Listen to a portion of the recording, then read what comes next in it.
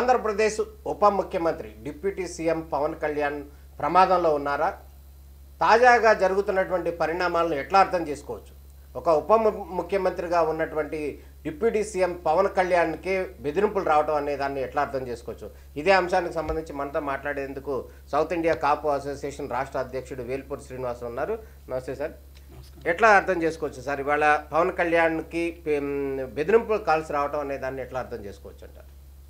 పవన్ కళ్యాణ్ గారు ఉప ముఖ్యమంత్రి అయిన తర్వాత ఆయన అసెంబ్లీలో కూడా చాలా స్పష్టంగా చెప్పారు, ఎవరు ఏ తప్పు చేసినా కానీ వాళ్ళ మీద వాళ్ళకి శిక్ష వేయాలి.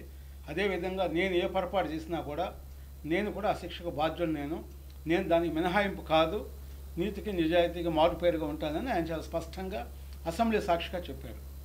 తర్వాత మనం కాకినాడ పోర్టులో అక్రమంగా ఈ రైసు విదేశాలకు ఎగుమతి చేయటం ఇవన్నీ కూడా మరి చాలా పెద్ద స్కామ్, ఇంటర్నేషనల్ మాఫియా దీంట్లో ఉన్నట్టుగా మనకు చాలా క్లియర్గా తెలుస్తుంది.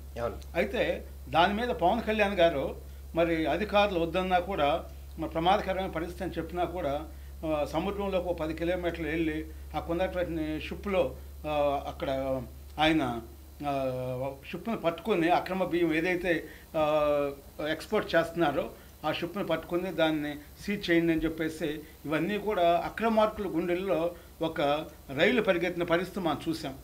అయితే ఇవాళ చంద్రబాబు నాయుడు గారు మొన్న ఈ మధ్య రీసెంట్గా ఒక మాట అన్నారు, ఆంధ్రప్రదేశ్కి ఎస్కోబార్ జగన్మోహన్ రెడ్డి గారు, అదేవిధంగా అక్కడ కొలంబియాలో ఉన్నటువంటి ఎస్కోబారు పెరుగు కానీ ఈక్వెడార్ దేశాల నుంచి అమెరికాకి మాదక ద్రవ్యాలు స్మగ్లింగ్ చేస్తూ ఉంటారు.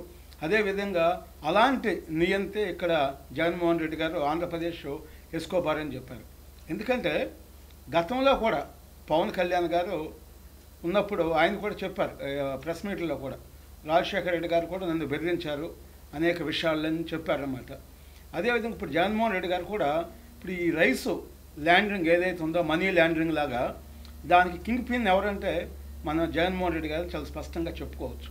ఎందుకంటే దాంట్లో ఇప్పుడు ఎఫ్ఐఆర్లో ఉన్న వ్యక్తులు కూడా మనం చూసాం. సరే ద్వారంపూడి చంద్రశేఖర్ రెడ్డి గారు అయితే ఆయన సొంత బినామీగానే ఆయన పేరు పొందాడు.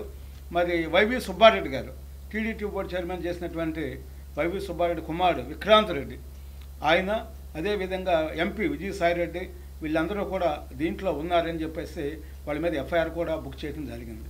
మరి ఎలాంటి పరిస్థితుల్లో విజయసాయిరెడ్డి కూడా ముఖ్యమంత్రి కూడా బెదిరింపులు పెట్టడం, పవన్ కళ్యాణ్ సీఎం అవ్వాలని చెప్పేసి ఇవన్నీ కూడా అంటే డ్రామాలు చేయడానికి పవన్ కళ్యాణ్ కి మధ్య గ్యాప్ పెంచే ప్రయత్నంలో భాగంగానే ఆయన అనుకోవచ్చా, లేకపోతే ఎట్లా ఈయన ఉండగానే ముఖ్యమంత్రి ఉండగానే ఆయన ముఖ్యమంత్రి అవ్వాలి పవన్ కళ్యాణ్ కేవలం గ్యాప్ పెంచడానికి ఇష్యూని డైవర్ట్ చేయడానికి ఇవన్నీ కూడా విజయసాయిరెడ్డి చెప్పాడనే విషయం మనం చూసాము. గతంలో కూడా అనేక సార్లు విజయసాయిరెడ్డి ఎక్కడైనా ఇష్యూస్ జరిగినప్పుడు దాన్ని డైవర్ట్ చేయడానికి కొత్త ఇష్యూ తీసుకొచ్చి ఇవన్నీ చేశారు. ప్రత్యేకించి పవన్ కళ్యాణ్ గారి ఇష్యూ వచ్చేసరికి ఆయన ఎవరైతే ఈ అవినీతి పరులు అక్రమార్కులకి ఆయన సింహస్వప్నంగా ఉన్నాడు కాబట్టి మొదటి నుంచి కూడా ఆయన టార్గెట్ చేసుకున్నారు. ఎందుకంటే ఇవాళ కూటమి ప్రభుత్వం రావటంలో ఇవాళ కీలకమైనటువంటి రోల్ ప్లే చేసినటువంటి జనసేన అధ్యక్షుడు పవన్ కళ్యాణ్ గారు అన్న విషయం అందరికీ తెలిసిన విషయమే. దాంట్లో భాగంగానే పవన్ కళ్యాణ్ అనే వ్యక్తి కూటమిలో లేకపోతే నేను అధికారంలోకి వచ్చేవాడిని, కేవలం పవన్ కళ్యాణ్ వల్లే నేను ఇవాళ ప్రతిపక్షం కూడా కాకుండా పోయాను, కేవలం 11 సీట్లకు పరిమితం అయ్యానని చెప్పేసి జగన్మోహన్ రెడ్డి గారు కక్ష పెంచుకోవటము, అది ఒక శత్రువులాగా మారటం కూడా ఇవన్నీ కూడా మనం చూసాం. ఇలాంటి పరిస్థితుల్లో పవన్ కళ్యాణ్ గారికి డెఫినెట్గా ఇవాళ సెక్యూరిటీ పెంచాల్సినటువంటి అవసరం ఉంది. కేంద్ర ప్రభుత్వం కూడా మోడీ గారు కానీ అదేవిధంగా అమిత్ షా గారు హోంమంత్రి గారు కానీ వెంటనే తక్షణం దీని మీద ఒక రిపోర్ట్ తీసుకుని ఇమీడియట్గా పవన్ కళ్యాణ్ గారికి ఒక ప్రత్యేకమైనటువంటి అది ఎస్పీజీ తరహాన లేదా ఒక ప్రత్యేకమైన సెక్యూరిటీని ఏర్పాటు చేయాల్సినటువంటి అవసరం ఉంది. ఎందుకంటే ఇవాళ ఈ మాఫియా చిన్న మాఫియా కాదు, 1,00,000 కోట్లు దగ్గర 5 సంవత్సరాల్లో 1,00,000 కోట్లు దోపిడీ చేశారు కాబట్టి ఆ స్కామ్ను బయటకు తీసేటువంటి పరిస్థితి ఆల్రెడీ స్టార్ట్ అయింది, సిట్ కూడా వేయటం జరిగింది. అందువల్ల వాడు పవన్ కళ్యాణ్ గారు ఉంటే మేము చేసేటువంటి ఇలాంటి అక్రమాలు కానీ అవినీతికి వీటన్నిటికీ కూడా చెక్కు పెట్టాడు కాబట్టి ఆయన ఉంటే మేము ఇవన్నీ చేయలేము, గతంలో ఏదైతే చేస్తామో నేరాలు ఇవన్నీ కూడా ఆంధ్రప్రదేశ్లో వ్యవస్థీకృతం చేశాము. ఇవాళ ఆయన వచ్చి వాటన్నిటిని కూడా పటాపంచలు చేసి అవన్నీ కూడా నిజాన్ని నిగ్గు తెలుస్తున్నాడని చెప్పేసి ఒక కక్ష అయితే మటుకు పూర్తి స్థాయిలో వైసీపీకి ఉంది. ఎందుకంటే ఇప్పుడు వైసీపీ అధికారంలో లేనప్పుడే, ఇప్పుడు డిప్యూటీ సీఎంగా ఉన్నప్పుడే ఇటువంటి బెదిరింపులు రావడాన్ని ఎట్లా అర్థం చేసుకోవచ్చు? అంటే గతంలో సంగతి వదిలేయండి, ఆయన అప్పుడు ముఖ్యమంత్రి ఉన్నారు, జగన్ ఇద్దరిని వదిలేయండి, ప్రస్తుతం పవన్ కళ్యాణ్ కూడా డిప్యూటీ సీఎంగా ఉన్నారు, పోలీసు వ్యవస్థ అంతా కూడా వీళ్ళ చేతిలో ఉంది. అయినప్పటికీ కూడా వాళ్ళు పవన్ కళ్యాణ్ని బెదిరించడం కానీ, బెదిరింపు కాల్స్ చేయటం కానీ ఎట్లా అర్థం చేసుకోవచ్చు? ఆంధ్రప్రదేశ్ ప్రభుత్వం యొక్క చేతగానితనం అనుకోవాలా, లేకపోతే నిర్లక్ష్యం అనుకోవాలా, లేకపోతే పట్టించుకొని ధోరణం అనుకోవాలా? అంటే ఒక విషయం చెప్పాలంటే చంద్రబాబు నాయుడు గారు కూడా దీని మీద సీరియస్గా స్టెప్ తీసుకోవాలని నేను కోరుతున్నాను. అయితే కొంతమంది పోలీసు అధికారులు జగన్మోహన్ రెడ్డి గారు అధికారంలో ఉన్నప్పుడు ఆయనతో అంటకాగిన విషయం మనం చూసాం.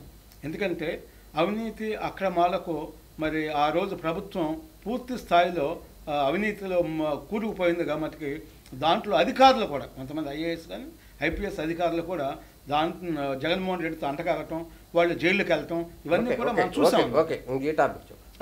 చూసాం. అందువల్ల ఇవాళ ఆ అధికారుల నుంచి కూడా ఎప్పటికప్పుడు మెసేజ్ జగన్మోహన్ రెడ్డి గారికి వెళ్ళటము, పవన్ కళ్యాణ్ యొక్క స్టెప్స్ ఎక్కడ ఏ విధంగా జరుగుతుంది, ఇవన్నీ కూడా ఇన్ఫర్మేషన్ ఉంది. మొదటి నుంచి కూడా ఒక వైసీపీ అంటేనే అది ఒక క్రిమినల్ పార్టీ అనేటువంటిది ఒక పెద్ద ఎత్తున దాని మీద ప్రచారం ఉంది. ఆ ప్రచారాన్ని కూడా జగన్మోహన్ రెడ్డి గారు వాస్తవం చేశారు. పవన్ కళ్యాణ్కి ఫోన్లు చేసి పేషీకి బెదిరించిన వాళ్ళు వైసీపీ నాయకులే అంటారా మీరు అనేది? అంటే 100% దాంట్లో ఏ విధమైనటువంటి అనుమానం లేదు. ఎందుకంటే గతంలో అనేక మంది, ఒకరిద్దరు కాదు, పెద్ద పెద్ద నాయకుల దగ్గర నుంచి అక్కడ ఉన్నటువంటి కార్యకర్తల వరకు వాళ్ళందరూ కూడా పవన్ కళ్యాణ్ టార్గెట్ చేసుకుని నిన్ను అంతం చేస్తామని చెప్పేసి అనేక సార్లు చెప్పారు. అంటే ఇది అప్పుడు అనేది వేరు సార్, అనేక సార్లు వేరు. ఇప్పుడు డిప్యూటీ సీఎంగా ఉన్నది వేరు. గతంలో అనేప్పటికీ ఆయనకి ఎటువంటి పదం లేదు కాబట్టి ఎన్నో అనొచ్చు. కానీ ప్రస్తుతం డిప్యూటీ సీఎంగా ఒక క్యాబినెట్ ర్యాంకులో ఉన్నాడు, పవర్ఫుల్ మినిస్టర్, ఆయన్నే బెదిరించడం అనేదాన్ని ఎట్లా బరితెగించారు వీళ్ళని అర్థం చేసుకోవచ్చు? అంటే ఇప్పుడు హత్యలు చేయటంలో, నేరాలు ఘోరాలు చేయటంలో జగన్మోహన్ రెడ్డి గారు అందివేసిన చెయ్యని చెప్పుకోవాలి. ఎందుకంటే ఆయన మొదటి నుంచి కూడా ఒక 50 సంవత్సరాలను చూసుకుంటే ఫ్యామిలీ మొత్తం కూడా క్రిమినల్ బ్యాక్గ్రౌండ్ ఉంది. గతంలో చిరంజీవి గారిని కూడా మీకు పులివెందుల్లో ఆయన మీద బెదిరించి ఆయన మీద దాడులు చేసి అక్కడ విన్ని ఆయన వెహికల్స్ కూడా డ్యామేజ్ చేయడం కూడా జరిగిందనమాట. అందువల్ల జగన్మోహన్ రెడ్డి గారికి అధికారంలో ఉన్నా లేకపోయినా ఆయన టార్గెట్ కోసం ఏమైనా చేస్తాడో అనేది స్వయంగా షర్మిల గారు కూడా చెప్పడం కూడా జరిగిందనమాట. వివేక్ హత్య విషయం కానీ స్వయంగా షర్మిల గారే నాకే రక్షణ లేదు, మా అన్న నుంచి నాకు సెక్యూరిటీ కావాలని చెప్పేసి, షర్మిల గారే సొంత చెల్లెలే మా అన్న నుంచి నాకు రక్షణ లేదు, నాకు రక్షణ కల్పించాలని చెప్పేసి ప్రభుత్వాన్ని కోరటం అనేది మనం చూసాం. అందువల్ల జగన్మోహన్ రెడ్డి యొక్క క్రిమినల్ మైండ్ సెట్కి, యాక్టివిటీకి మనకి ప్రత్యక్ష ఉదాహరణ షర్మిల గారు చెప్పింది అనమాట. అందువల్ల ఒక Z+ కేటగిరీ పవన్ కళ్యాణ్ గారిని కల్పించాలి. ఎందుకంటే ఆయన ప్రజల కోసం మరి అన్ని రకాలుగా రిస్క్ తీసుకుని ప్రాణాలను సైతం తెగించి పనిచేస్తున్నాడు కాబట్టి రాష్ట్రం అభివృద్ధి చెందాలన్నా, రాష్ట్ర ప్రజల సంక్షేమం కోసం పనిచేసేటువంటి ఒక ప్రజానాయకుడిని కాపాడుకోవాల్సిన బాధ్యత ప్రజలకు ఉంది, ప్రభుత్వానికి ఉంది. ఆ పరంగా చట్టపరంగా ఏ విధమైన చర్యలు ఉన్నాయో ఇవన్నీ కూడా క్రిమినల్స్ మీద కూడా ఉక్కుపాదం మోపినప్పుడు మాత్రమే ఇవన్నీ కూడా కంట్రోల్ అవుతాయి. లేకపోతే జరిగేటువంటి ప్రమాదాన్ని మనం ముందే పసిగట్టమనే కాదు, వాళ్ళే రెగ్యులర్గా పవన్ కళ్యాణ్ని టార్గెట్ చేసి మేము అంతం చేస్తాం, చంపేస్తామని చెప్తున్నారు కాబట్టి యుద్ధ ప్రాతిపదిక మీద చర్యలు తీసుకోవాల్సిన అవసరం రాష్ట్ర ముఖ్యమంత్రిగా ఉన్నటువంటి చంద్రబాబు నాయుడు గారికి, అదేవిధంగా ప్రధానమంత్రిగా ఉన్నటువంటి మోడీ గారికి, హోం మంత్రిగా ఉన్నటువంటి అమిత్ షా గారికి కూడా చాలా స్పష్టంగా ఉందని నేను తెలియజేస్తున్నాను. ఆ పరంగా రాష్ట్ర ప్రజల శ్రేయస్సు, అభివృద్ధిని దృష్టిలో పెట్టుకుని యుద్ధ ప్రాతిపదిక మీద పవన్ కళ్యాణ్ గారికి ఈ క్రిమినల్స్ నుంచి రక్షణ కల్పించాలని చెప్పేసి నేను విజ్ఞప్తి చేస్తున్నాను. ఇది వేల్పూరి శ్రీనివాసరావు గారు చెప్తున్నారు. ప్రధానంగా హిందుత్వ వాదంలో కానీ, అదేవిధంగా ఈ పీడిఎస్ బియ్యం అక్రమ రవాణా విషయంలో కూడా వన్ సైడ్గా వెళ్తూ, అదేవిధంగా అక్రమార్కులను పట్టుకోవడానికి తీవ్రంగా కృషి చేస్తున్నటువంటి పవన్ కళ్యాణ్ కావచ్చు, అదేవిధంగా మంత్రి నాదెండ్ల మనోహర్ నిన్న కూడా కొంత అక్రమ బియ్యాన్ని కూడా పట్టుకున్న పరిస్థితి కనపడుతుంది.